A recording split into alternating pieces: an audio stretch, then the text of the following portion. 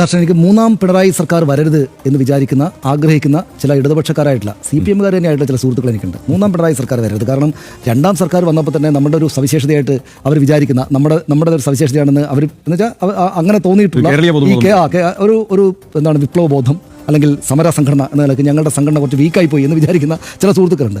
അവർ മൂന്നാം സർക്കാർ വരണമെന്ന് ആഗ്രഹിക്കുന്നത്. ഞങ്ങൾക്ക് പ്രതിപക്ഷത്തിരുന്നാൽ മതി എന്നാണ് അവർ വിചാരിക്കുന്നത്. പക്ഷേ അവർ പോലും അങ്ങനെയല്ല സംഭവിക്കുക എന്നാണ് വിചാരിക്കുന്നത്. അവർ വിചാരിക്കുന്ന മൂന്നാം സർക്കാർ വരും. അതിലൊരു പ്രധാനപ്പെട്ട കാര്യം ഹർഷൻ പറഞ്ഞ പോലെ പ്രതിപക്ഷം വേണ്ട രീതിയിലല്ല ആക്ട് ചെയ്യുന്നത് എന്ന തോന്നൽ നിശ്ചയമായിട്ടും അവർ CPM ആളുകളാണല്ലോ, അവർക്കുണ്ട്. രണ്ടാമത്തേത്, പക്ഷേ ഈ സർക്കാർ യഥാർത്ഥത്തിൽ നല്ല കാര്യങ്ങൾ ചെയ്താണ് മുന്നോട്ട് പോകുന്നത് എന്ന തോന്നൽ അവർക്ക് നന്നായിട്ടുണ്ട്. അവർ വിചാരിക്കുന്നത് എന്ന് വെച്ചാൽ ഈ CPM തന്നെ ആയിരിക്കെ എന്നാൽ മൂന്നാം സർക്കാർ വരരുത് എന്ന് വിചാരിക്കുന്ന അങ്ങനെയുള്ള ആളുകളുണ്ടാവുമല്ലോ.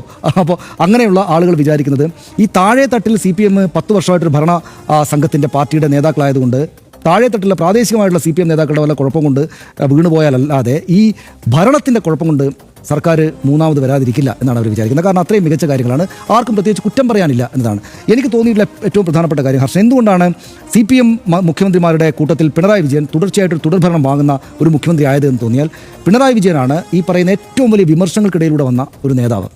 അദ്ദേഹത്തിൻ്റെ കരിയർ മുഴുവൻ ആളുകളുടെ ചീത്തകളിയാണ്. അധികായനായിട്ടുള്ള VS അച്യുതാനന്ദനോടൊപ്പം ചേർന്ന് നിന്നിട്ട് ഫൈറ്റ് ചെയ്ത് ഈ ലാവ്ലിൻ അഴിമതി കേസ് എന്നൊരു അഴിമതി കേസോടൊക്കെ ഫൈറ്റ് ചെയ്താണ് വന്നത്. അപ്പോൾ വളരെയേറെ സൂക്ഷ്മത നിശ്ചയമായിട്ടും അദ്ദേഹത്തിന് ഉണ്ടാകുമായിരിക്കും. ഓരോരോ കാര്യങ്ങളും എങ്ങനെ കാര്യങ്ങൾ കൊണ്ടുപോകണം, ഇവിടെ നിന്നൊക്കെ അടിവരാം എന്നൊരു പക്ഷേ അദ്ദേഹത്തിന് തോന്നലുണ്ടാകും.